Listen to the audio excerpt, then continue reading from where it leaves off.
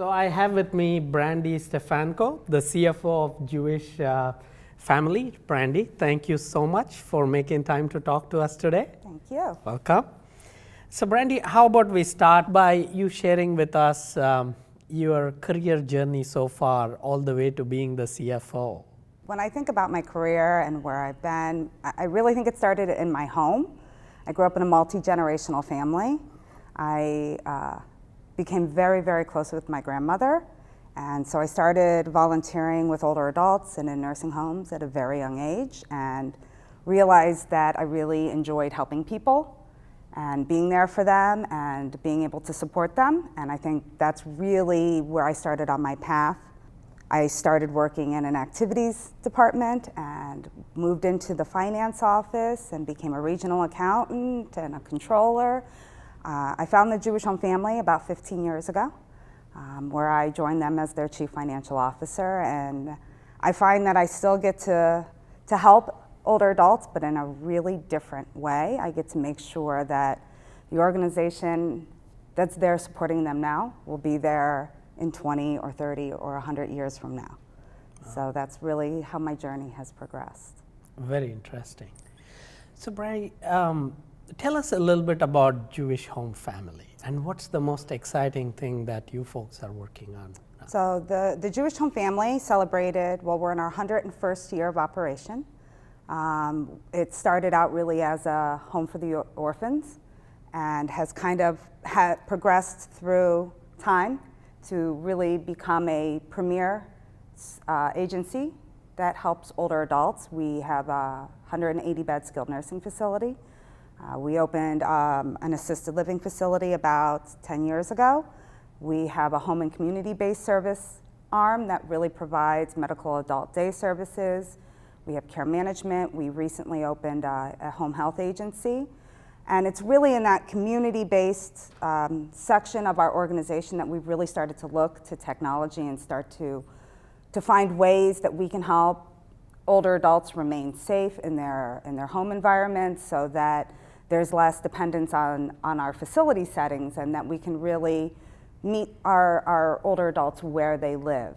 We've started to experiment with sensor technology just from a home modification perspective to make sure that, you know, all of their home environment is safe and that things aren't leaking and that water pipes aren't breaking that maybe they're not even aware of.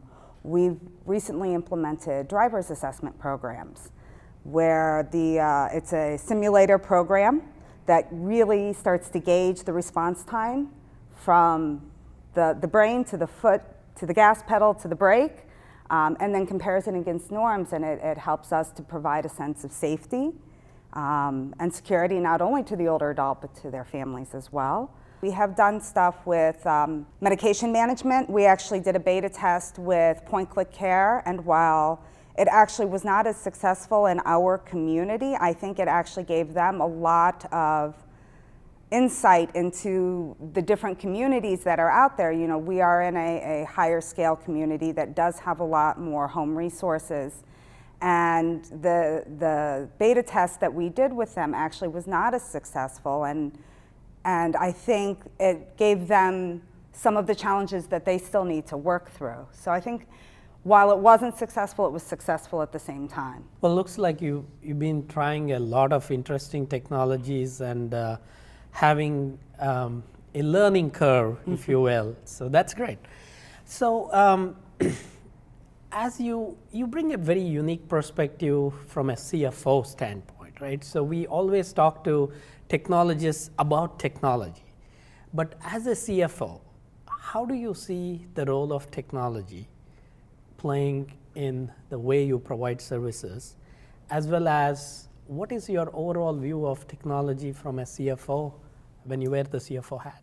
I think technology is vitally important, and I think there's two different avenues that it's vitally important. From the CFO perspective, I think, you know, they talk about the data and having access to that data, and being a chief financial officer, I think it's my job to make sure that I have access to that data, that I understand what it means, that I understand what the trends are that are happening within our facilities and in our communities, so that I can start to financially gauge and strategically plan for the future. What types of residents are we seeing in our buildings? What are the costs associated with those? I think right now for our industry, that's actually one of the biggest challenges, is that we have the data, but being a smaller organization, our ability to dig down into that data is a challenge. We don't have the same sophisticated systems that a hospital system may have, or there's not quite the same focus that maybe even a physician group has. And so, you know, we need to look and understand that data so that we can really understand what the future costs are going to be as our population ages and as the population grows even. What kinds of people are we going to be seeing in the future? From a mission perspective, I also think that technology is vitally important. You know, we have, you know, one of the biggest challenges even in our own facility, when you transition into a nursing home or you transition into an assisted living, you have a loss of community. You're moving into a different type of community, but the things that you could do when you lived at home aren't necessarily the same things you can do in a traditional nursing home setting. And so I think it's important for us to invest into things like Broadway HD, which allows our residents to, in real time, see Broadway performances. That's something they did in their real life when they lived out in the community. And so we're able to bring that into them so they can have that same continuity and that same cultural experience. We're doing a very similar program with the Cleveland Museum of Art. We have access to a curator. Our residents choose the artwork they want to see. It's kind of a Skype or FaceTime technology where they interact real time, can ask questions, and it brings that same community feeling into our home as opposed to being out.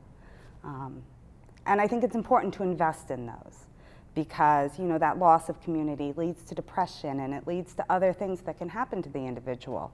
And, you know, we as an organization need to make sure that we are bringing them the same vibrancy they had while living outside. Oh, that's fascinating insight. So you've been working with CAST for some time. So how is CAST helping you folks in looking at these technologies, evaluating them both financially as well as otherwise? We've been with CAST, I guess, about 1.5 years, 2 years now, and one of the first things we got out of CAST was the ability to do that beta test with point-click care. I had the opportunity to attend a luncheon, and they were there, and they had acquired a telehealth vendor, and I thought, well, that's something we need to be a part of. And I really believed that that was something that we should be bringing to our community, and so I was able to make that connection. And I think without CAST, I wouldn't have been able to do that. I also think being a smaller organization, CAST, I'm able to leverage what they're doing that I would not otherwise be able to do. So if I have questions or I'm wondering what other people are doing or how are they addressing issues, I have a whole network of really intelligent IT people I can reach out to because our particular company doesn't have a large IT infrastructure. We don't have a dedicated CIO. You know, I wear that hat on a lot of occasions. And CAST has been invaluable from that perspective. Well, Brandy, you've been a very successful executive. There are a lot of young healthcare executives that look up to somebody like you and say, how do I become the next Brandy? So what's your advice to them? My advice is you need to find what your passion is. And then once you know what your passion is, you need to align yourself with an organization that has that same passion. And I think the melding of those two things will just push you to want to do more and want to be better and want to learn more. And I really think that's the best advice. Well, thank you. That's great advice for sure.